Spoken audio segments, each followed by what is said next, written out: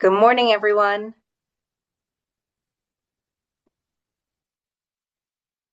I hope you're all doing well today. Everybody's hopping in now, so we'll give them just a minute more.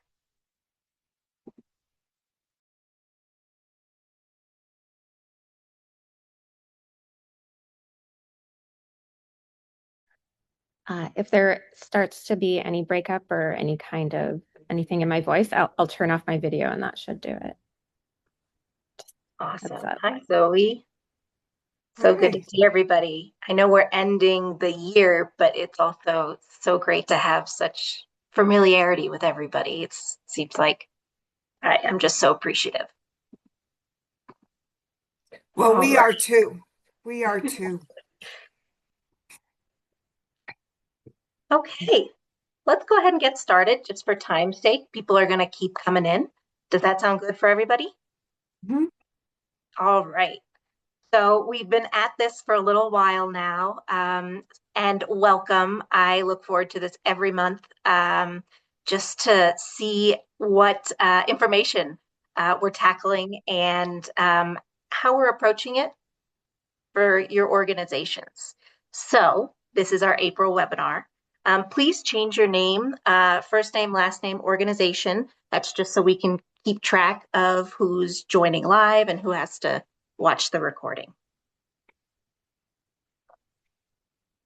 Just a quick reminder, this webinar is recorded in April, and so just keep in mind that some of the strategies discussed remain useful, but they may change. Strategies may update over time. If you have any questions that are technical about coloradogives.org, you can email support@coloradogives.org. All right. Again, this will look familiar, but we have completed all of these classes. Can you believe it? And I think from each class, such like amazing structure, next steps. If you could go to the next slide. And today we're doing the digital fundraising checklist. So it's your personalized recipe for success. All right, I'm going to turn it over to the experts. Thanks, Jen. Absolutely. I can't believe it's already month 11 either. It's been a very fun journey. So thank you very much for being with us. We will have a few program reminders, Canvas review, key learning objectives, and most importantly, we're going to have a digital fundraising checklist. Based on our analysis from last month, we know that checklist is going to focus on monthly giving. And we're going to talk about how you can collect stories for building that purposeful communications calendar to grow monthly giving. Apologies for that. And then we will share a couple reflections on what you might be able to use your field site copywriting class for. So we hope that even though you took the class last October, now after reflecting on your strategy, you will still be able to get more content, more learning, and more value out of the content of the copywriting class. So we'll give you pointers of how you can go back and review the content and how you can make more use of it. Important dates, Catch a Fire access ends on the 1st of June. So you still have until then to utilize the resources, and all the others in terms of embeddable donations and your subscriptions will still remain the same as what we said before. Same with your Canvas, same link in, Becky will be there. And you will have Charlie today to talk about how you build that personal success recipe and checklist. And here, over to you, Charlie. Thank you so much. So yeah, just like Jen said, we are going to go over the monthly checklist, hopefully make it really easy to follow. I love with checklists. I like to print them up and put them next to my computer so that I kind of can go over them easily. Communications calendar, the sequencing, advocate, ask, acknowledge that we've talked about. All your web items you can take a pass at. That monthly giving checklist, which will be really key. And then we've talked a lot about stories, but really thinking about how to catalog them is equally important. So let's just kind of think about that in a different way, and then how to optimize when to use them.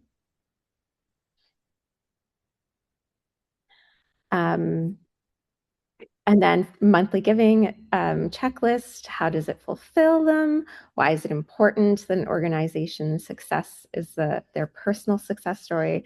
Why is monthly giving the best way? Such a huge growth area.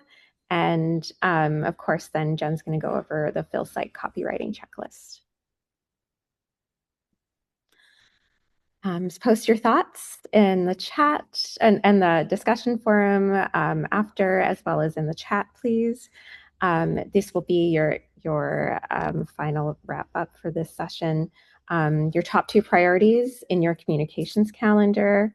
What platform are you going to use for story collection?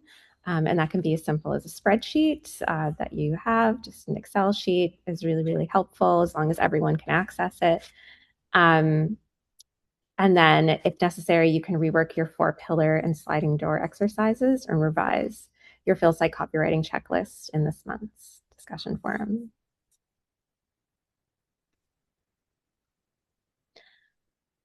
Hey, monthly giving checklist.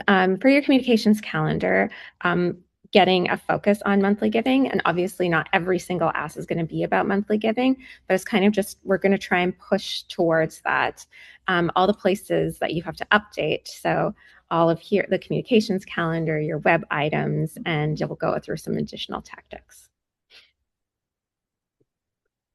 So of course, your acquisition engine works best and every element is intentional. Getting acquisition, of course, is getting more volume because not everyone is going to go into monthly giving. And of course, in your acquisition, you want to use those advocacy actions are the best way. Getting people into that entry point, the petition, the pledge, the contesting, value exchange. Simple stickers go a long way. Keep that initial action very easy, framing it in identity, and of course, all of the framework that we've talked about, all of these classes.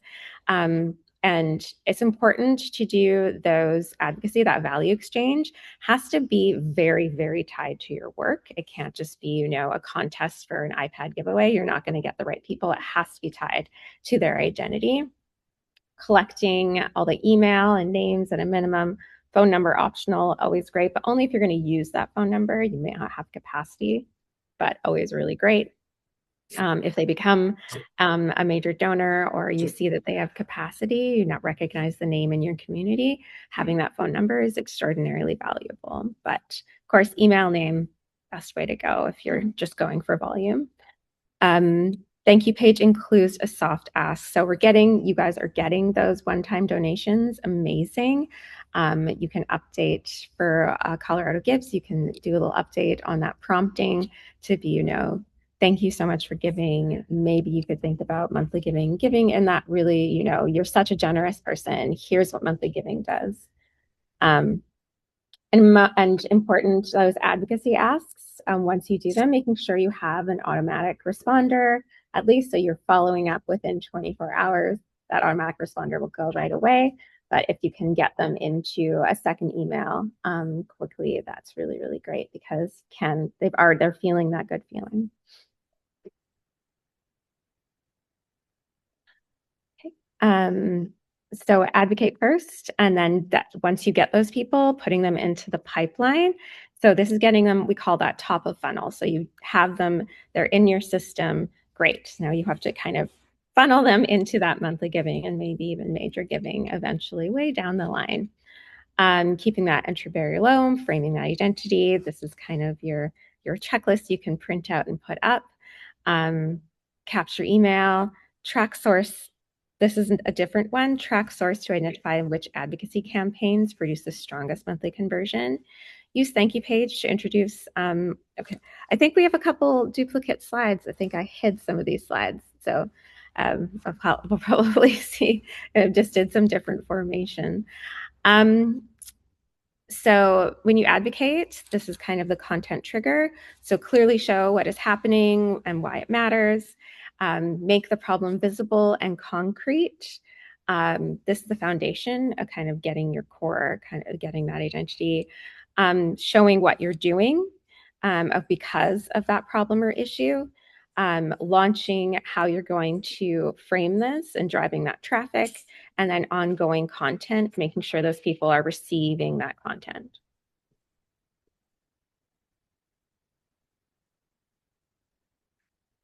Next slide. Okay.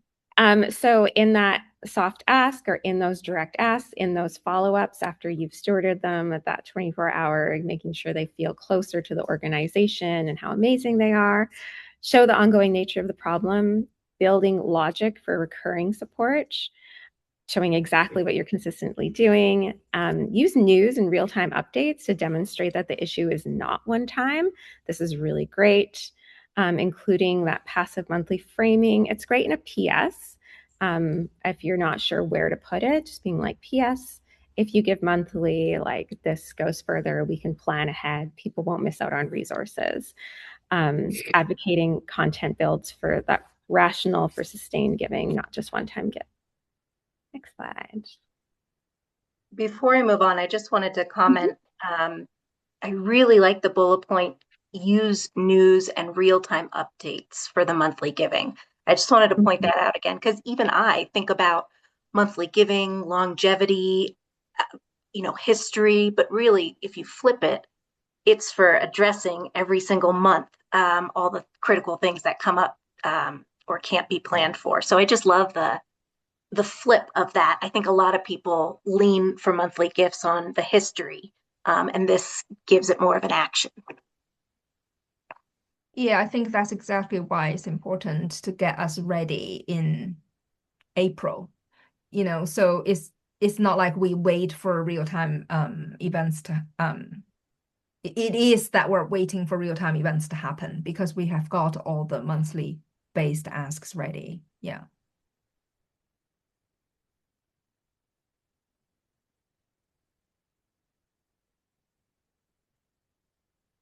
Okay, I think we're done that one.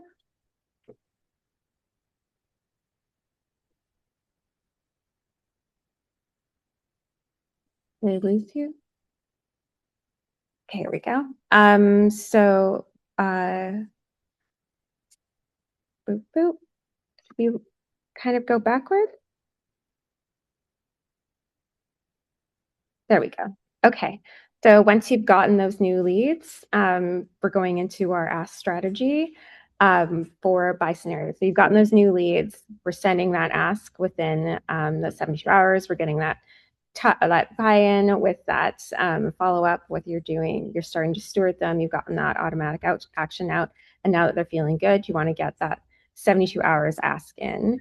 A second one, if you are sending something like a sticker or anything, the second option is to know when you send that sticker, to know if you're sending them out, send them out in bulk, and they'll land within about 5 days just through just regular mail. And then you follow up. A really great follow-up is like, did you get your sticker?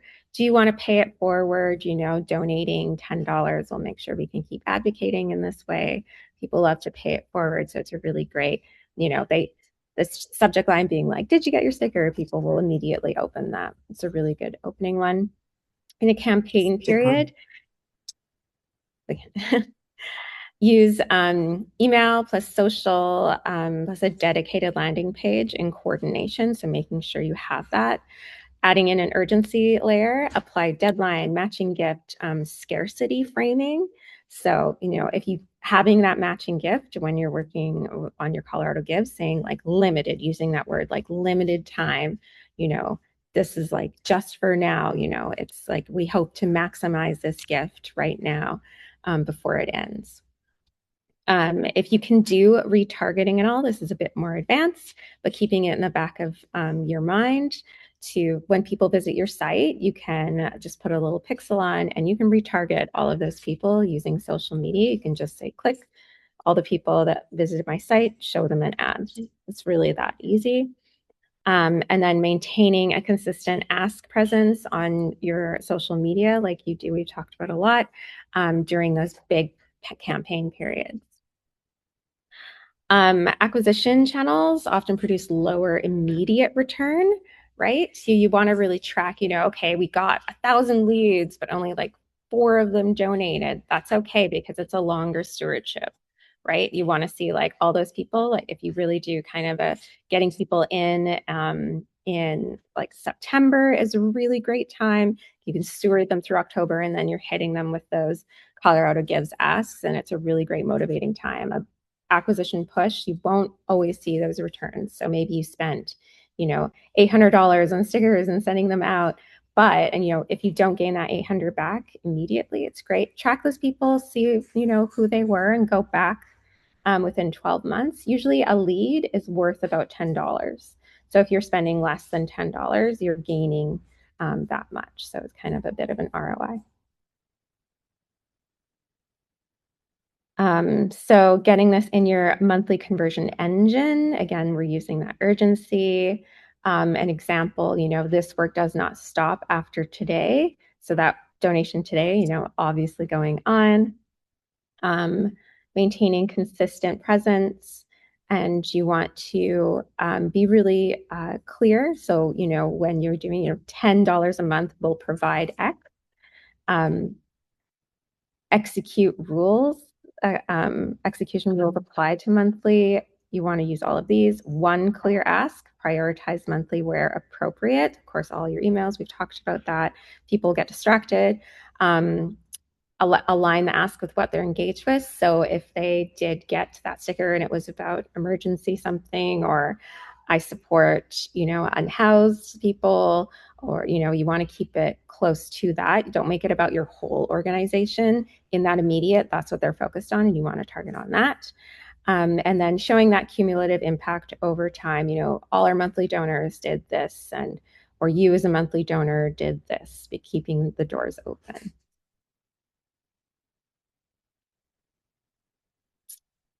Okay, no, we have some duplicates. I know that I hid some slides, but I wanted to get really clear there, but we'll get the end. So in any action taken, we're going into the acknowledge section. We want to reflect back on who the person is and what their participation means. Help them see themselves as someone who cares and acts. This is going in, and then of course, Jen will go more into this. Thank them really clearly as someone who chose to care and act, not just as a transaction. Between asks, use a space to deepen emotional connection. So when the campaign ends, it never really ends. Between those campaigns, we're really thinking about that nurturing and highlighting those community moments, and of course that news. Just like Jordan said, we want to kind of capture anything that's kind of happening within. I know we get really caught up in events by themselves as their own, but celebrating that with a wider community is really important too.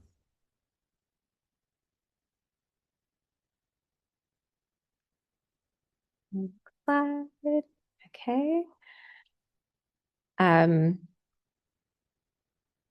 Highlight other monthly donors is a really great one. This is social proof. It's a really, in behavior science, it's really great. So doing that, getting quotes from them on why they're a monthly donor, what it means to them, what their personal story is, a great person to ask for that story, and using that survey.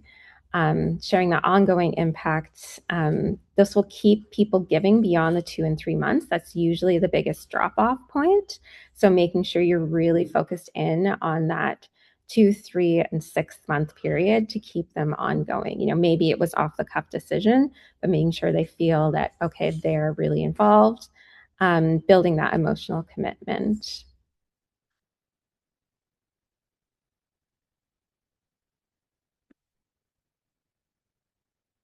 Okay.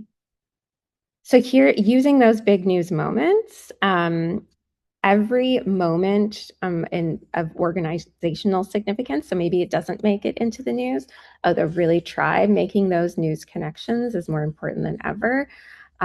Should create those opportunities to acquire new supporters. People, the second they see it in the news, they know it's a bigger moment and it's the perfect time to get new people. So making sure you have a central page explaining the issue and response. those social media posts that goes back to that central page that is a donation page, that donation prompt, retargeting and PR, trying to keep it in the news. It's usually a 72-hour window. They've done studies on this from when the news breaks to when the news moves on and people kind of go on to the next news moment. I know that it's kind of rapidly changing these days, a little faster, but the 72-hour window. So the second that news breaks, you really want to have a quick meeting with your team and having a plan, being like, let's make the page. Here's how donations work in. And then here's a social post that, can just be an excerpt from that page and making sure it links back. If you can put a little boost on that, even just $20 goes a long way. And something that we did as an organization, just to prepare ourselves a little bit more, is we have pre-built templates. So when the news hits, no one's scrambling. We're just putting the information in and emailing or posting about it. Is that something that you would advise, Charlie? Definitely. Having a plan and a template is super valuable. So you definitely want to look at that. And if there's any kind of way, really great to have that media list ready to go. And, there are people that are really great if you're doing thank you cards to something like a monthly donor. Those are people you want to include, kind of treat them like mid-level major donors if you can. If you're sending out thank you cards, they're a perfect person. People in media are so overworked and work so hard to get them, getting them involved is making them feel thanked. They're just such hardworking and it's such a crazy time in media.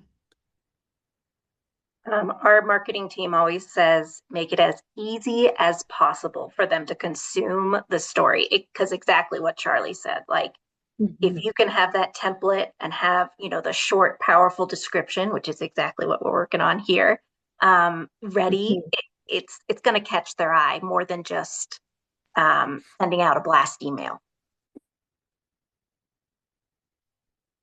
Yeah, look at how news if you have certain publications, those local ones are really, really great. Look at exactly how they format their stories, because if they can copy paste and put it in, they're a lot more likely to put it in. They might make some small edits, but they really want to be able to copy and paste. So looking at the formatting of how they do their stories, what their kind of headlines look like, all of that, the kind of pacing and the paragraphs, it's a great way to get that template together so that they're able to copy paste your exact, release on that event. And then getting into that monthly integration, you want to ensure every major moment includes a monthly giving option. Add monthly framing to donation forms and pages, really about okay, this is a major moment, in a crisis moment, probably.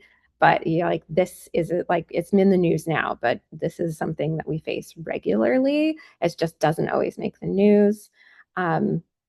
Use social and email to reinforce monthly as a way to respond using that kind of same messaging. And then retargeting if you can. Use the press for major moments to highlight the sustained need. Again, using that messaging, being we're so glad this has made it to the news, but it's not a just now problem. Every moment should show how someone can stay involved, not just act once. Charlie, this might be a good time to answer Emily's question that she asked in the chat box, if you want to take a look.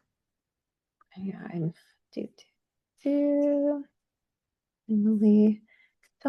here we go.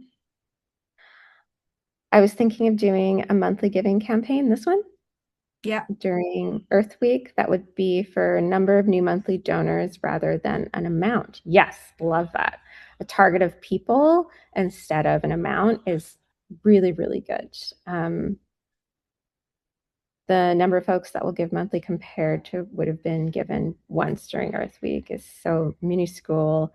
Make it small.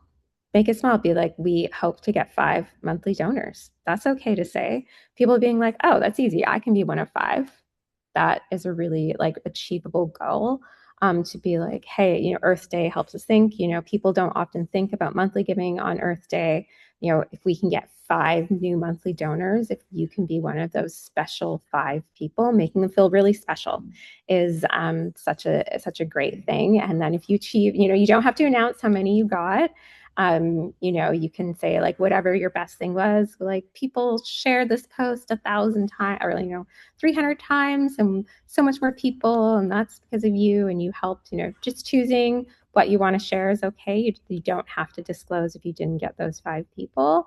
But yeah, if you get 6, it'd be like, oh, we surpassed our goal. Like 6 people really like went over the top and like are more dedicated than ever, and like to our planet, to the cause. And we can't really, making that, and you put that in your PS. If it worries you and you don't want to soft launch it, do it. And you should have a series leading up.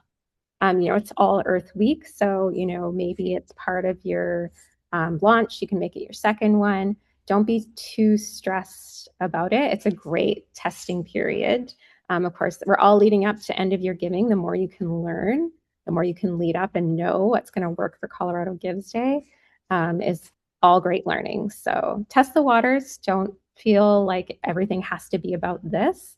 You're probably doing 1 email a day for Earth Week potentially. So you have lots of room to go in there, making each day a celebration and, putting it in that PS being like, yes, we're super hoping 5 people will become new monthly donors because the Earth needs us every day. There's lots of ways you can frame that. That would be such a great idea. I love it. It's really, really good. People love to think about being a person and not just a number. Really, I get a question all the time when people are considering starting to ask for monthly gifts. Mm-hmm. They're oftentimes worried in emails, mostly like asking both for one-time and monthly gifts. Um, do you suggest that people are segmenting their audience, or if they're blasting everybody, can they have both the one-time and the monthly ask? Yeah, I mean, monthly is always best if people have already given at least once. If they've given twice, they're perfectly primed, because you can say, like, you've given, you're not just a one-time giver, you are someone really dedicated. Those are your prime audiences. And a lot of people have repeat givers. We've looked over all the data. They're coming back year over year at least. So they've given more than once, they're dedicated. Maybe that's a small amount of people, and maybe that's only 50 people for you. You could send out a personal email once a day to those people mentioning what they've given. If you can mention back to what they've given, is really valuable. If they've given $100, would they consider $10 a month? It would make it so we can plan ahead and it goes further. We can do, more bulk purchasing or anything that is relevant there. It's really, really, really good. But you do want to keep it to a singular ask if you can. People get, distracted. It's great to put it in the PS if you do want to include it, but keeping it around, you doing that one email where, we're looking for 5 monthly donors. Again, people, the more asks you do, the less likely they are to convert. So if you're in, a cash flow shortage, getting those one-time asks is always going to be easier, but making it a part of your strategy to get monthly donors throughout the whole year is kind of where you want to focus. Awesome. And I think, as Emily said, that kind of addresses her question of Mm-hmm. one-time donors, tuning it out with that segment that would help just narrow Mm-hmm. down the people. I love that. Thank you, Charlie. Yeah. Getting that second gift, the retention rate after you get that second gift goes way, way, way up. People are starting to make it a part of their identity of who they are. They're a giver to your organization. So yeah, it's really amazing to focus on getting that second gift if you're not quite ready for going full monthly. But I know a lot of you have second time donors, so those people are really primed already. Yeah, and I would also say that your monthly donors, the way you think about them is that they're also your long-term donors. So they are the people who are there with you in the long haul. Especially when we look at the data, your number of monthly donors is really small. Like Emily said, it's a handful of them. So for that number of people, it actually is worth reaching out to them over the phone or having a personal conversation, and to help them grow your community. And sometimes what you learn about those donors and why they support you, they would be amongst the most dedicated and most passionate people in the whole community who support you and who love you. So if you think about them not just as your quote unquote giver of money, but also giver of passion, giver of stories, and giver of connections, it is worth investing into those relationships and build some personal relationships with these people. Because they have raised your hand to say, I'm amongst your most dedicated supporters in your community.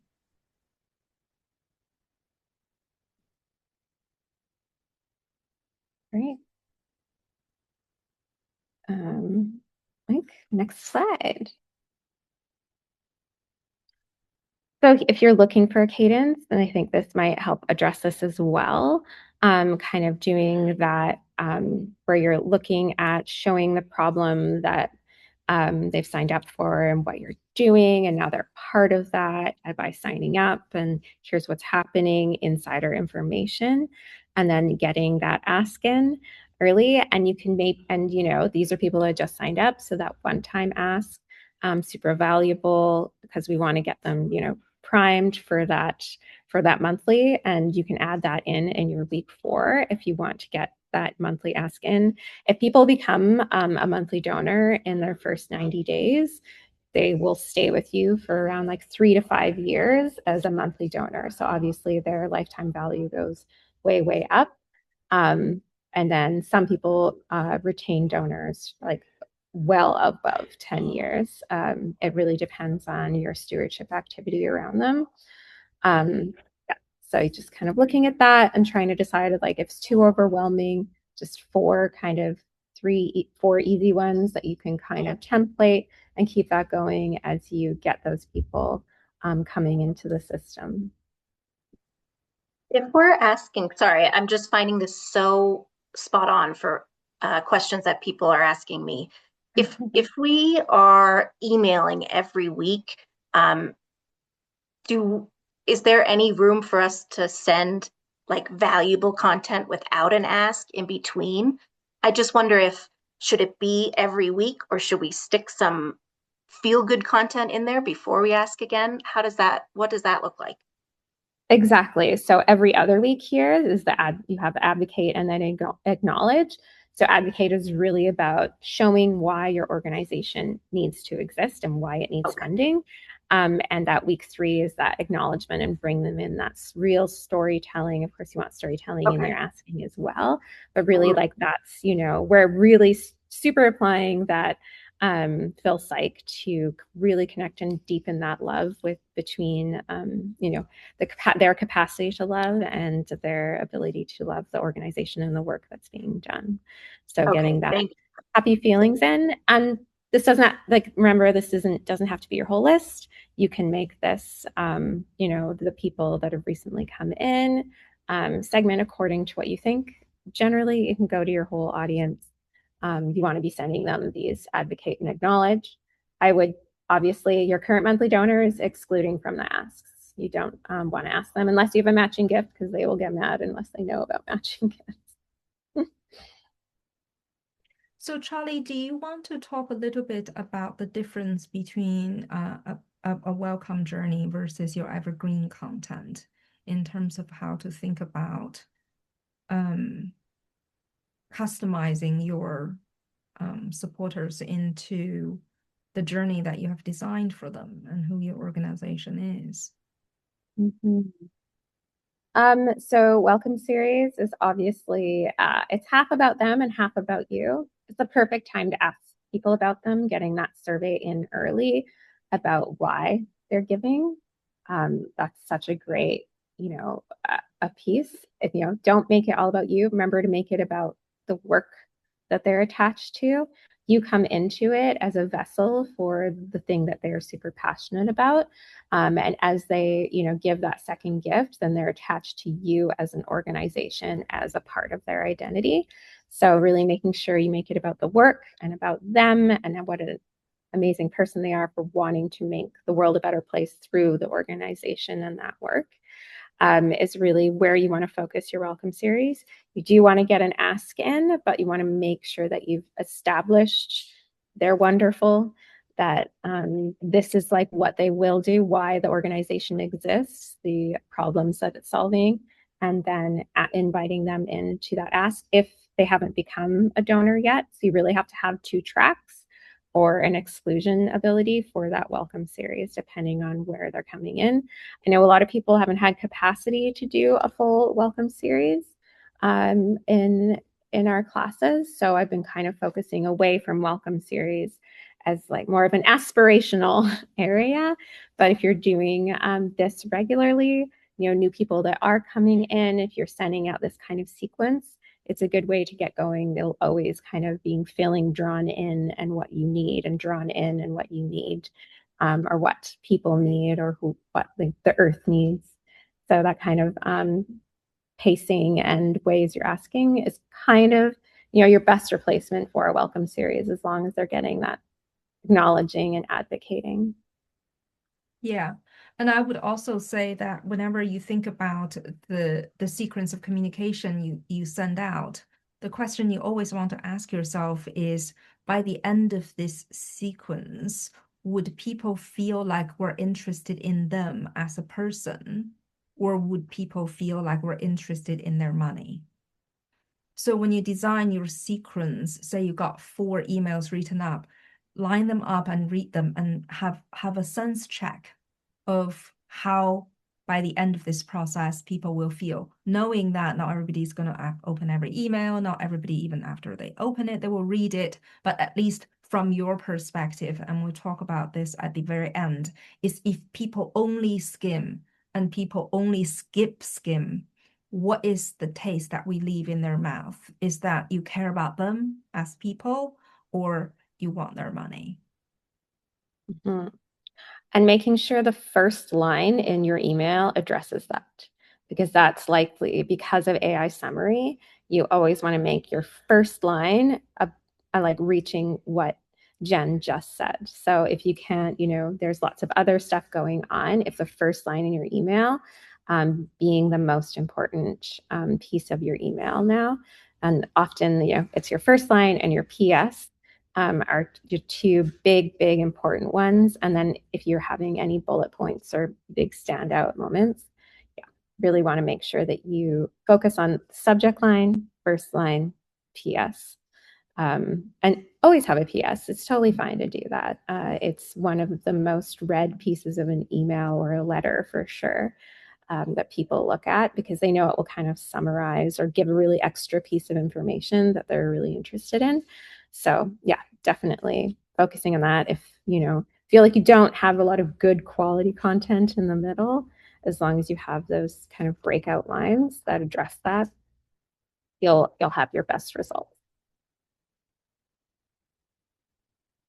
Yeah. Do your baseline in peak periods around that Colorado Gives Day.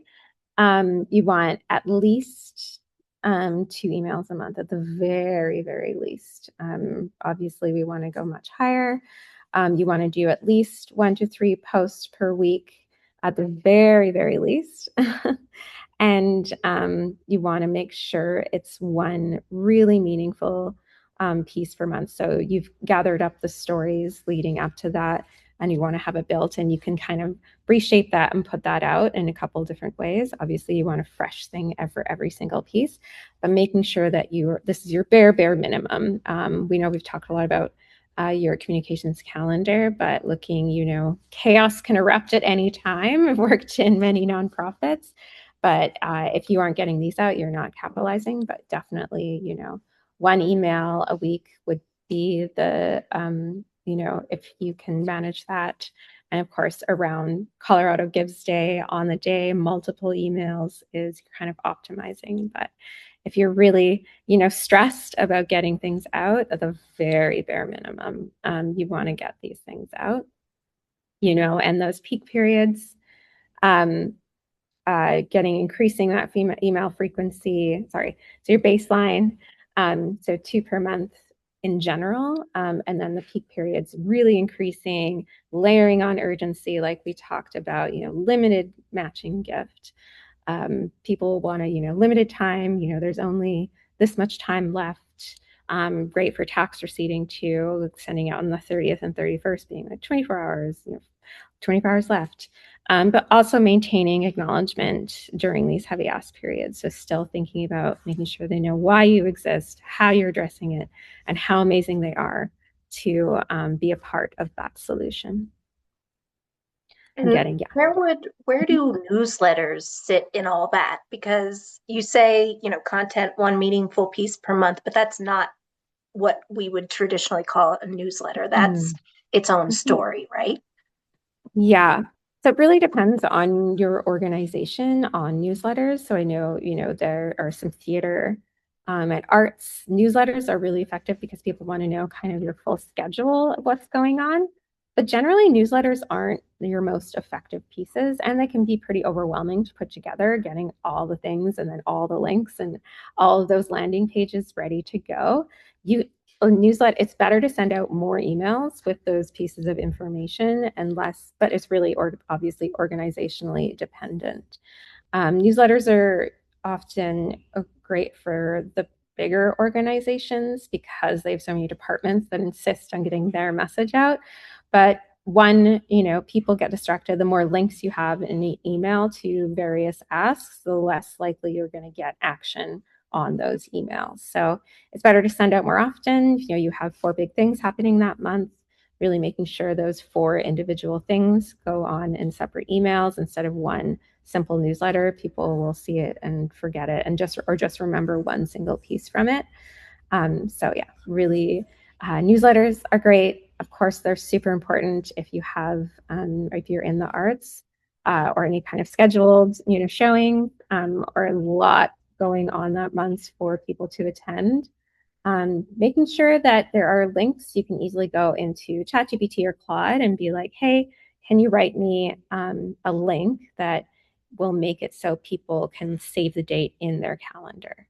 So being like, okay, we want them to, we'll have one for if you have an Apple or if you're on Google Calendar, you can say, just make the link so that it saves this date in their calendar with this messaging. Save the dates are so easy to do now because you can just whip up that quick link that will do exactly that, which is really, really cool.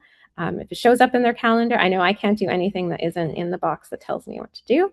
So really, really, really great to get that in there because people are a lot more likely to remember.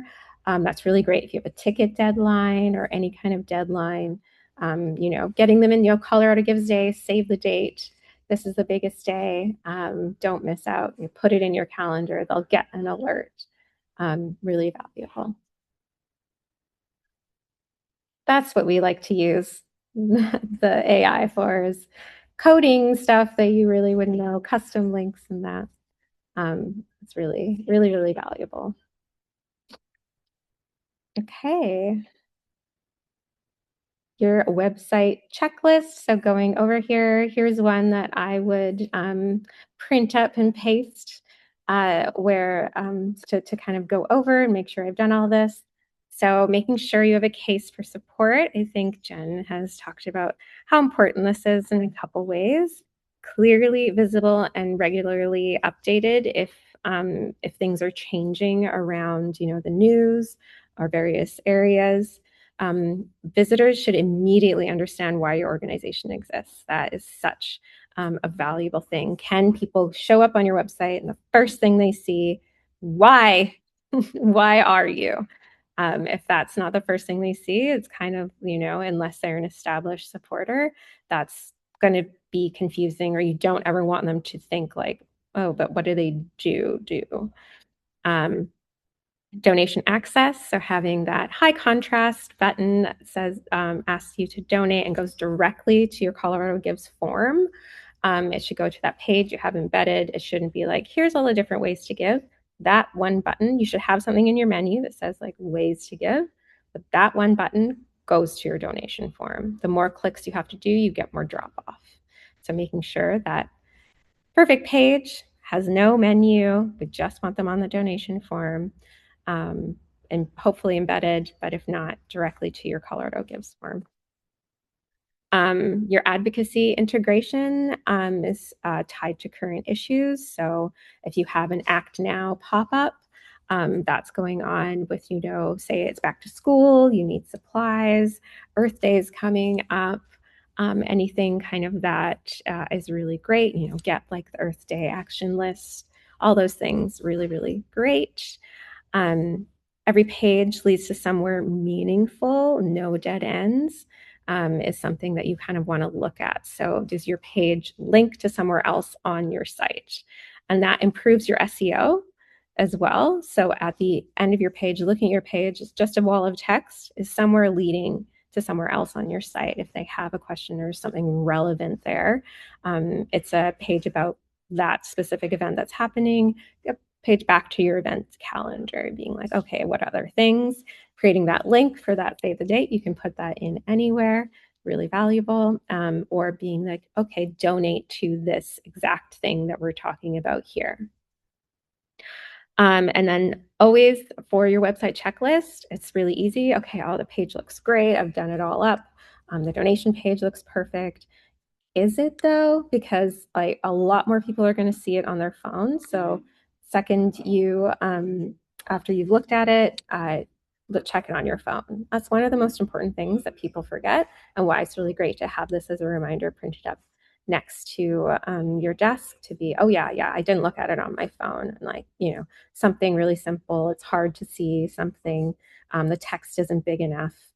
You want to make sure that text is nice and big for everyone. Donors can often be of the older generation, and they really appreciate that larger text. So I know I do. I have to go get bifocal soon.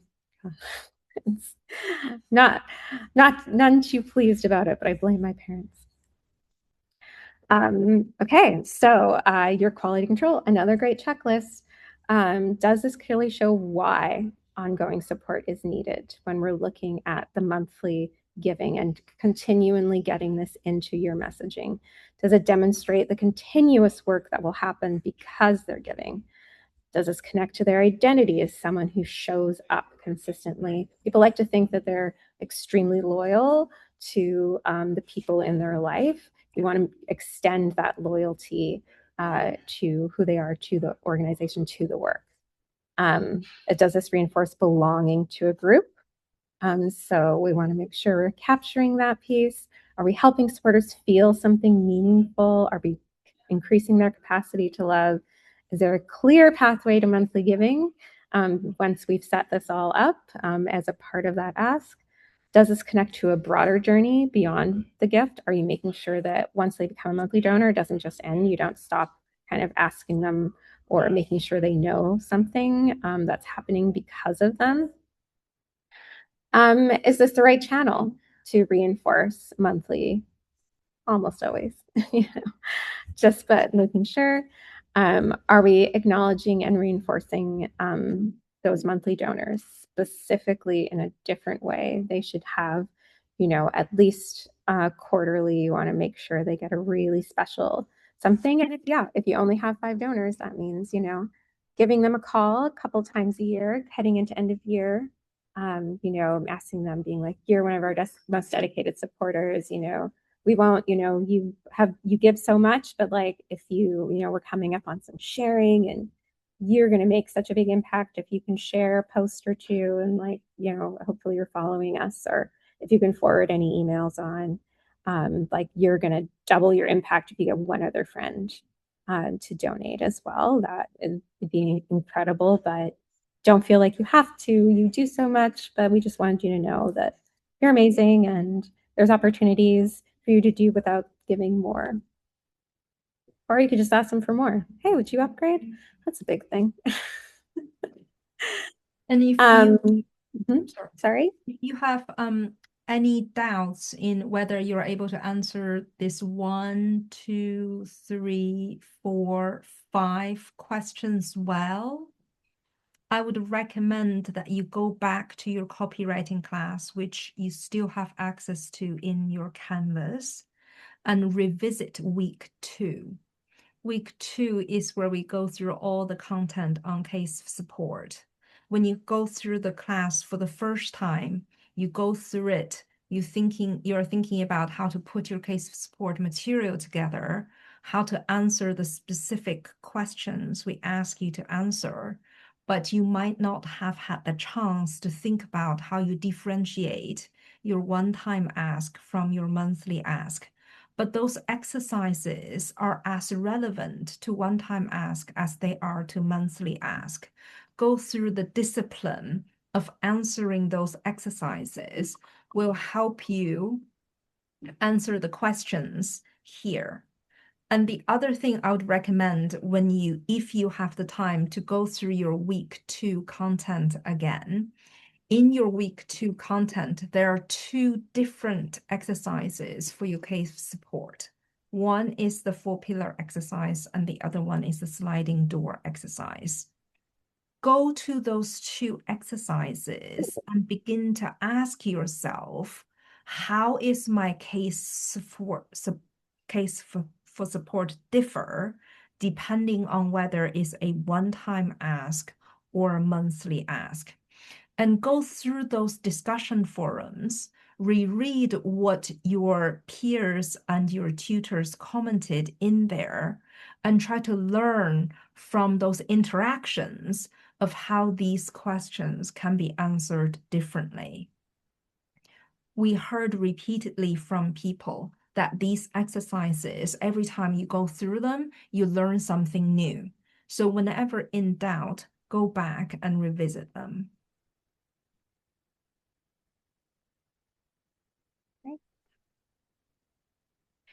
Okay, so This is the first part in terms of communication calendar. Before you go to the next part, do you want to address the question first? Because it's more relevant in terms of the trade-off than story collection. It's from Emily Colson, Special Olympics.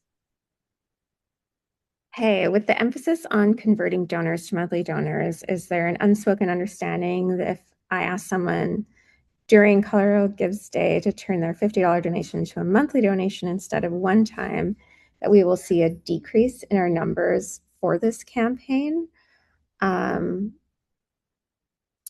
So do you mean like, so on the day of, so these people become monthly donors instead of, so consistently giving, so you don't think they'll come back and give on Colorado Gives Day over time? Or is it just that how? I think it means like, will campaign totals go down if they're converting people from one-time gifts to monthly? And I guess, yeah, I mean, you answer, please. I'm not the expert. Yeah, perfect question. So what you want to look at, hopefully you have like a little sample size of monthly donations. Check what their lifetime value is. So over taking all of them, the total amount they've given, and then that average. So monthly donors are usually, at least over, 300, 400, 500 range. So looking back, okay, we got, these 4 monthly donors, but they're worth $400 throughout, so looking back at that total, okay, we actually raised another $1,600 here, and that will give you a real kind of look at the actual value. So if you say like, oh, we're 1,000 short, but actually, you're actually 600 over of what your goal is, and those people stewarding them will only go up higher and higher in value, especially if you find little pieces to upgrade them, which would kind of be your next stage once you've kind of established more of a monthly giving program. There's, would you give another $5 a month? Costs have gone up. We're trying to be more efficient and, doing things more in bulk. Getting those upgrades going is your kind of second piece to your monthly giving. But we're all trying to just establish moving into that. Does that kind of help, Emily? The calculation I usually find really helps to look at LTV to be like, okay, maybe we've, on the day of, but that money is coming in and it's worth a lot more. Cool. Going over that story collection that we've looked at, and like what we actually kind of want, those how to ask, where to store them, and when to use them, and how that philanthropic psychology to create those connections. Next. Okay, so we want to look at story types. So having a nice list so that you can really know ahead of time, okay, so when you're asking people or when stories come in, making sure that you have kind of, okay, we know this will be really great for that, or we have enough of these, we don't have enough of these. So asking people about those things. Impact stories, a real person, animal, or outcome, kind of really, really core to fundraising. You need to have those impact stories. Before and after, so that might be kind of a bigger change to like a bigger change than just a singular kind of easy, more tangible story. And then kind of before and after, of course, there's really great, when you have singular image, of an animal before and after is always the easiest one. But there's tons of before and afters. There's something, you've changed, you've sown a field, there's stuff starting to grow. This is what it looked like before. There's what the park cleanup looked like before, and here's what it looked like after. That kind of things, if the Girl Scouts go out and do a cleanup, making sure you take those before pictures, incredibly valuable. People see it before and after. It's a super engaging moment. In the moment, those news stories, what is happening right now, fuels that advocate content and urgency. A supporter story. So yeah, those monthly people, asking them why they're connected. I think this is really great for Special Olympics. You probably already do this a lot, but really getting the supporter stories in is really valuable. They'll have a really, close tie usually to the work that you're doing. I know this is with a lot of things. MS Society is a really big one that does this really well. Staff or volunteer moment, creating a behind the scenes. People feel that they're really involved in the work behind the scenes, super valuable. And then getting a general community voice of, the people maybe that you're serving, or just the general community people. Like maybe you see something really lovely that people commented on your social media, or just generally like asking people at events what they're feeling, what's going on with them, why they're there, is really nice kind of community voice moments. Okay, so simple collection methods. So of course, yeah, we can ask and ask and ask, but like, where does that go? What's happening? A really great, valuable one that people can use is a WhatsApp group. It's especially valuable on a smaller scale because WhatsApp's so important because it doesn't degrade any video or photos. If you're messaging on any kind of phone, it compresses videos and pictures so that it's not as clear, so it's harder to use later.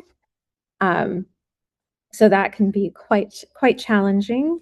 But if you're having a specific one, but then you also have to have a way of getting the stories out. So making sure, but the great thing is you can have WhatsApp downloaded to your desktop, and you can easily download, copy, paste those things into that folder that you've created with those different categories. Google Form, just amazing. Like you can put that in the WhatsApp group, so you can send out the question to that big group and be like, here's the link to fill that out. We want 5 people to reply today before I stop hassling you. Would be good. In that email asking supporters to share why they care, or various ones, getting them to that, like a specific, sending them to that link to the Google form. You can have Google Forms populate into a spreadsheet. So it's really great to have that. And then you can add in columns, you'll copy and add in columns. Okay, this is how I'm categorizing them. You can, in your Google form, you can have people upload images. You have that contact information so you can follow up on really good ones that you want more images. Really great. Post-action prompt, asking people why they gave or why they took that action in that moment, just having a field being like, what made you so passionate in this moment? It makes them more tied to your organization and it's valuable content. Asking the staff, Alicia, your 1,600 people, of them who could do like as part of their work. Everyone is a fundraiser. Every single person on in everything that you do, it's part of your job. Everyone is a fundraiser because everyone is involved in continuing the work going. And of course, any kind of physical events or anything where you're out in the field, capturing photos, quotes, quick interviews, using your voice note is really good and coming back to it. That makes it really easy to do in the moment where you don't have to write things down is really, really great. But yeah, creating that staff habit. Alicia, we have 1,600 full and part-time employees, and I am charged with increased staff giving to the organization. Yeah, behind the scenes story collection. There is also a really good uh, app that I really like, or that is you can recommend people when there's birthdays, find out what everyone's birthdays are.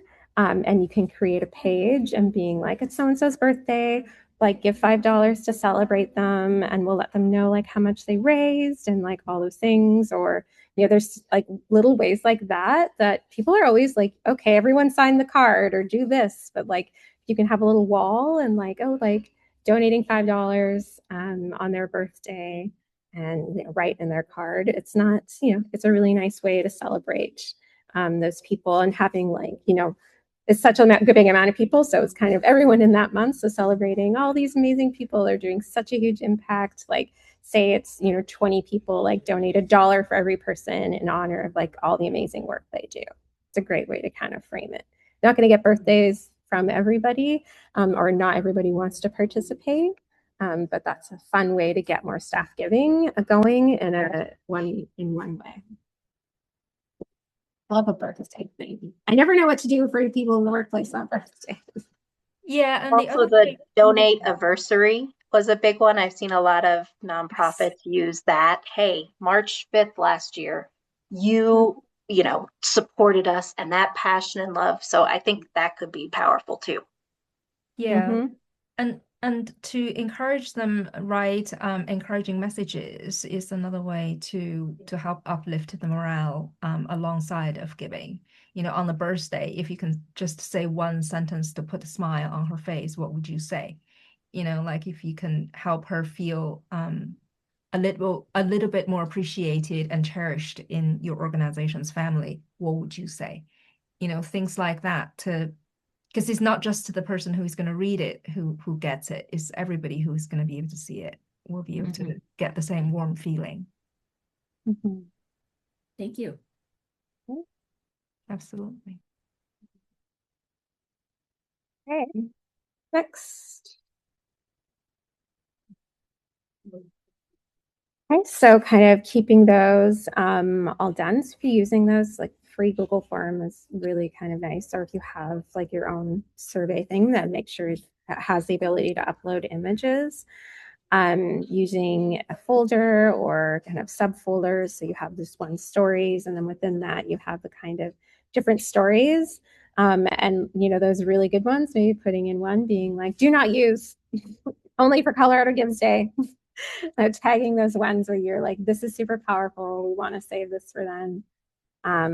Making sure you having like file naming, date. And one thing in a spreadsheet, if you're just having them all within a spreadsheet, making sure you have a row that says when it was used, just because you don't want to use it back to back, and like say if there's staff turnover, you want to make sure that they know that was just used. Or if it was used like 5 years ago, now's a good time to bring it back around, potentially. Though you always want updated stories, but sometimes, when you're in a pinch, those are great. Making sure there's shared access to the appropriate people. People can drop content easily. in that. So maybe you have, a folder within that everyone has access to, but then your spreadsheet that you're tracking everything in, just a few people have access to.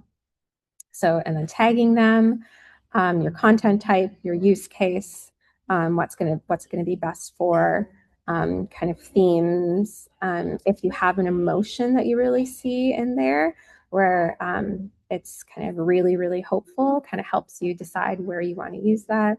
And then channel. Usually it's going to be multi-channel if you want to put that in there, but it's really great.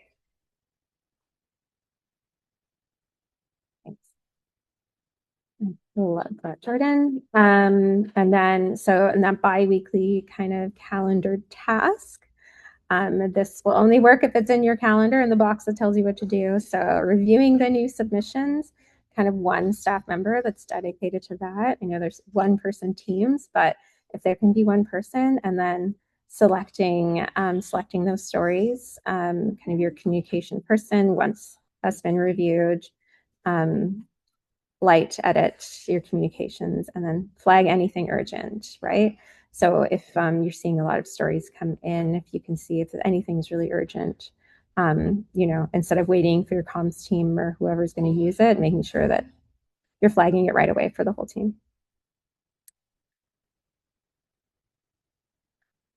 Okay, the quality control checklist, the good one to print out. Is the story real and specific enough that people can picture it in their mind? I always like to think of concrete writing. If people can't immediately feel the feeling or picture it in their mind, they're probably not going to be able to retain it, because people learn in narratives and feel and consume in narratives. Does it show what's happening or changing? Can someone see themselves in that story, either as the hero or as the person being helped or the helper? Does this connect to why the org exists? I would hope so. Can this be used in kind of an advocate, ask, or acknowledge way? And do you have permission to use it? The one big important one that you absolutely need. Getting double opt-in from people to be, this will be used for this. Is that okay? And maybe that's in when they fill out the survey, that's all in there, which is like the great place to do that. But if it is like a more sensitive and close to home story, always nice to do a follow-up with those people. Okay.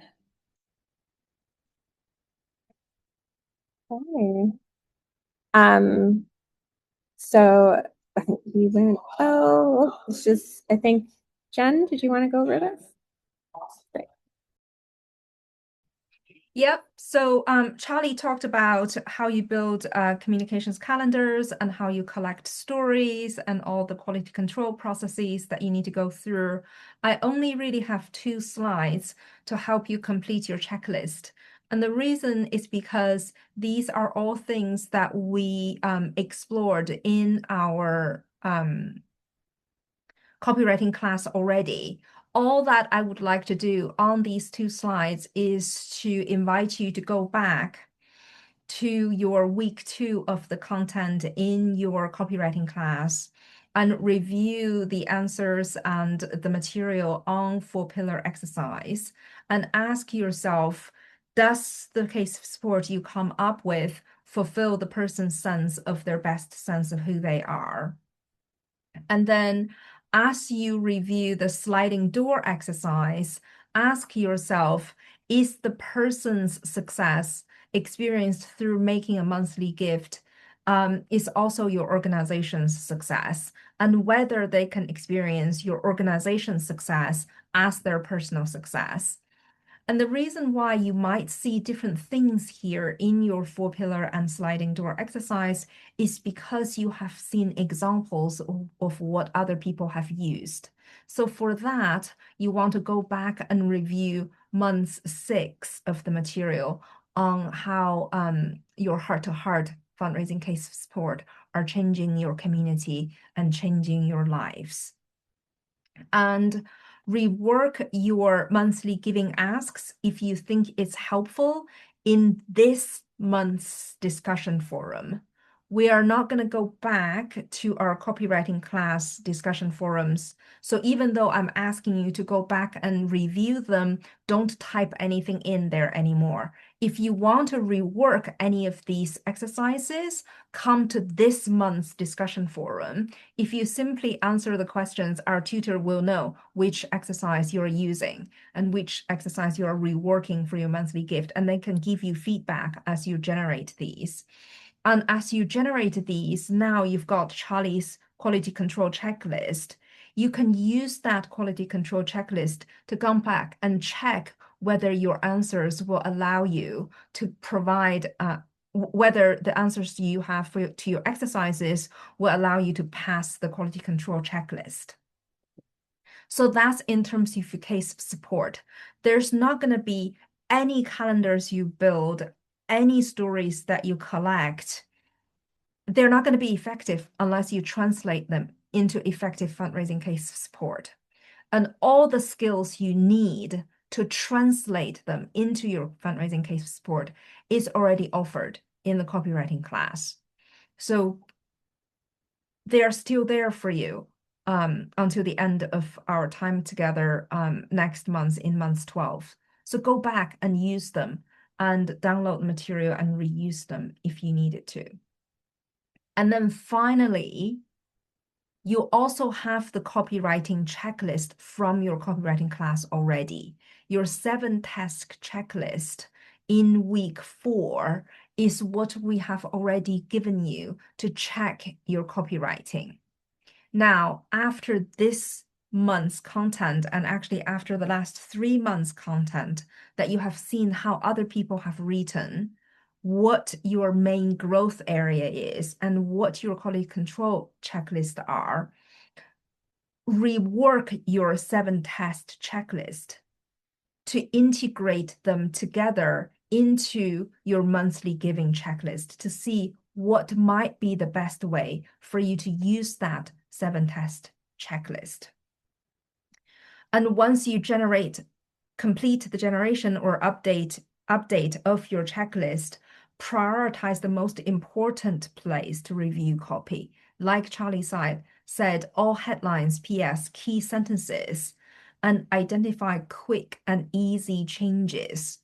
The key is to identify small changes, but changes you can make everywhere very easily, whether it's email, online, or your social media.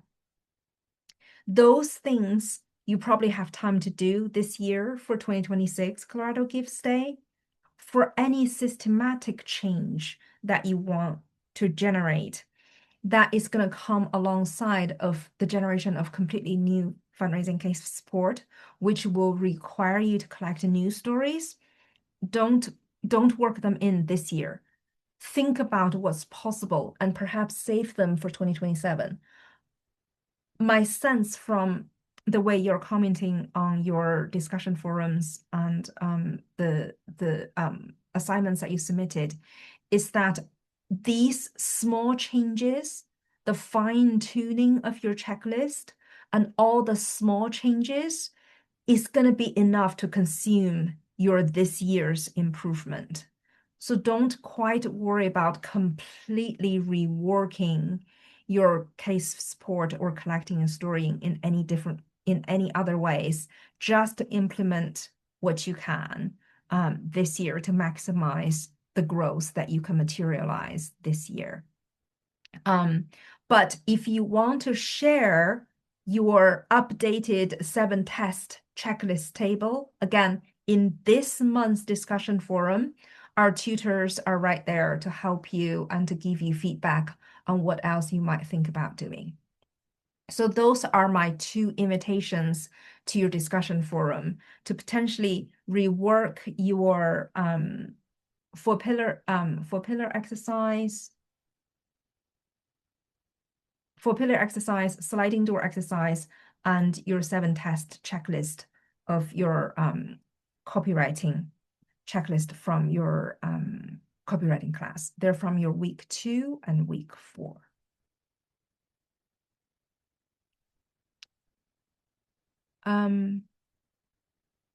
That's all I have to say. So I'm going to read the discussion forum now, Charlie. I think there's a couple questions for you too.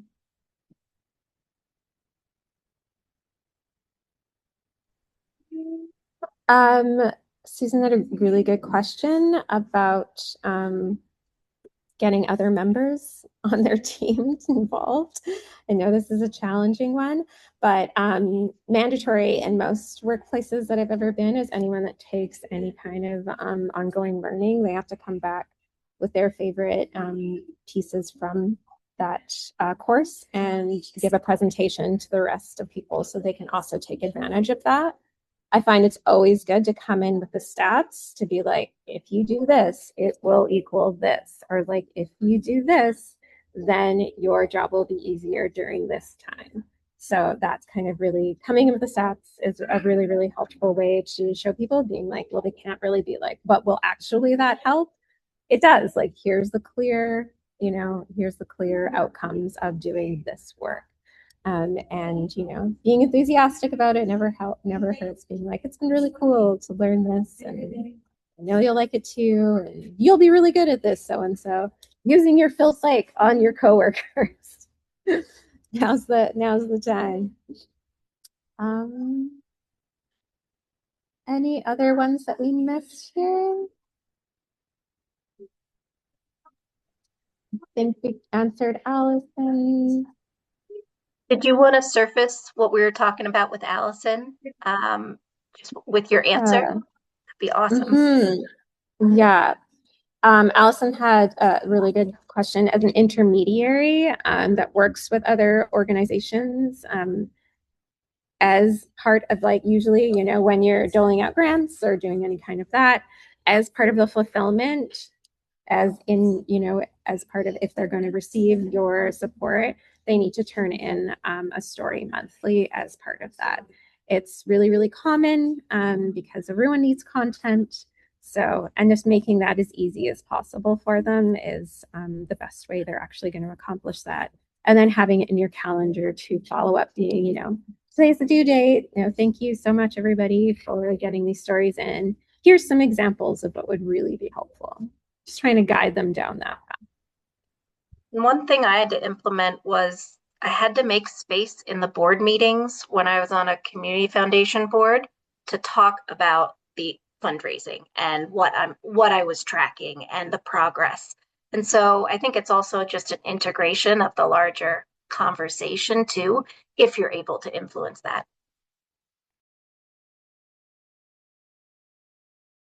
You can unmute Allison if you'd like. Go ahead. Oh, thanks. Yeah, I think my situation's a little bit different. I'm more of like civic infrastructure. And so there's just, I don't have people I can demand stories from. It just we exist to be like a connector and a collaborator. And we've received feedback from some of our nonprofit partners in the past that they didn't like us telling their stories or even coming up with a like combined number of bills that we supported this year because it felt like not a genuine reflection of our work versus their own work. So I totally get that I'm like a person in a different situation, but it is pretty challenging to apply a lot of these principles about individual storytelling when I'm civic infrastructure. This is a great way to look at your own staff and like why you do the work you do. That is your own story. And maybe they don't want to tell their org stories, but they can tell their own stories about why they do what they do. And featuring people that are doing the work and why they're connected to it is a great way to do it. Being like, this isn't exactly like what you executed. That's your story, but we need to know about why you do it. And that might be a way around that because everybody's obviously connected to what they're doing. So and they'll feel good being like, we want to feature you and your story. And that will be a way they'll feel like it's about them when really it's about all of you. Yeah, I would suggest thinking along the same lines in terms of donor testimonials, like why donors support you, what their experience have been, and also the partners you help in those nonprofits.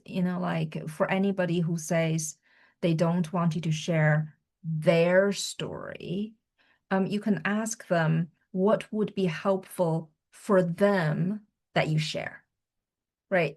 If they they can tell you what is the most helpful thing for you to do to make their life even easier and better. Yeah, so to turn the table sometimes can be helpful.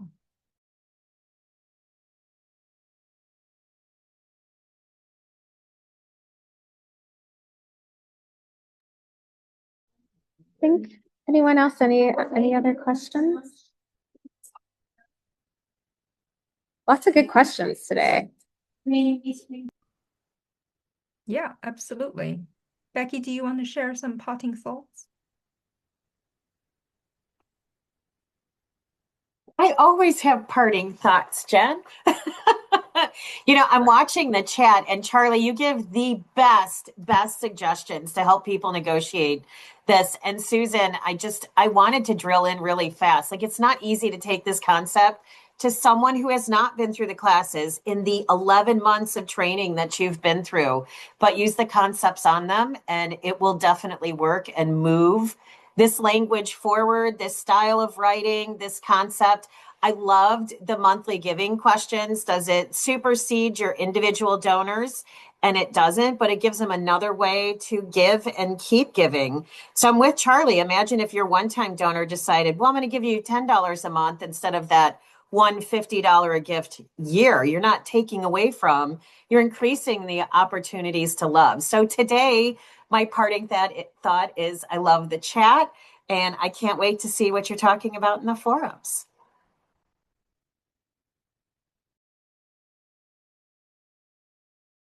Jordan, would you like to say a parting word? Amazing. I always learn so much. I think everybody does, as you can tell from the chat. Charlie, you're awesome. And of course, all of that Institute for Sustainable Philanthropy team. Thanks for showing up, everybody. See you next month.